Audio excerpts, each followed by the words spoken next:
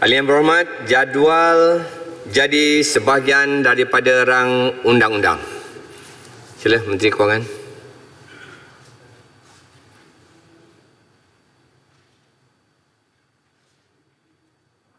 Datuk Pengerusi, saya mohon mencadangkan rang undang-undang ini dimaklumkan kepada majlis sekarang. Terima kasih.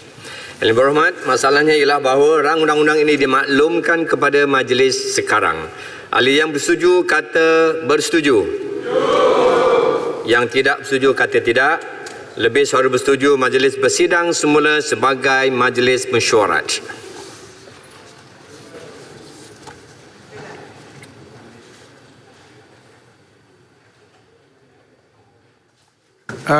Datuk Pengerusi, yang di-Pertua, tadi dia, bila kata-kata setuju, semua kata setuju. Bila kata tak bersetuju, tidak ada orang kata tak bersetuju.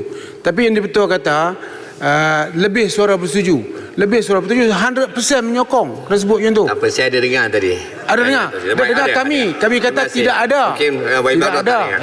Okey. Sila bacaan kali yang ketiga, YB Menteri Kewangan. Datuk Yang di-Pertua, saya mohon memaklumkan bahawa rang undang-undang bernama suatu akta untuk mengadakan peruntukan bagi langkah-langkah sementara yang berhubungan dengan pembiayaan kerajaan untuk mengurangkan kesan penyakit coronavirus 2019 COVID-19 dengan menaikkan had amount bagi jumlah amount wang yang boleh diperdapat di bawah Akta Pinjaman Tempatan 1959 Akta 637 dan jumlah amount wang yang boleh diterima di bawah Akta Pendanaan Kerajaan 1983 Akta 275 untuk menubuhkan suatu kumpulan wang COVID-19 untuk membenarkan wang yang diperdapat di bawah Akta Pinjaman Tempatan 1999 dan wang yang diterima di bawah Akta Pendanaan Kerajaan 1983 dibayar di dalam kumpulan wang COVID-19 untuk membenarkan wang dalam kumpulan wang COVID-19 digunakan dan diuntukkan bagi maksud program di bawah pakej rangsangan ekonomi dan pelan pemulihan ekonomi dan untuk mengadakan peruntukan bagi perkara yang berkaitan telah ditimbangkan dalam jawatan kuasa dan telah dipersetujukan tanpa pindaan. Saya mohon mencadangkan iaitu rang undang-undang ini dibacakan kali yang ketiga dan diluluskan sekarang. Ada siapa yang menyokong? Saya menyokong. Terima kasih. Masalahnya ialah bahawa rang undang-undang ini dibacakan kali yang ketiga dan diluluskan sekarang. Ahli bersetuju kata bersetuju. Yang tidak bersetuju kata tidak. Tiada yang kata tidak. Rang undang-undang ini dibacakan kali yang ketiga sekarang.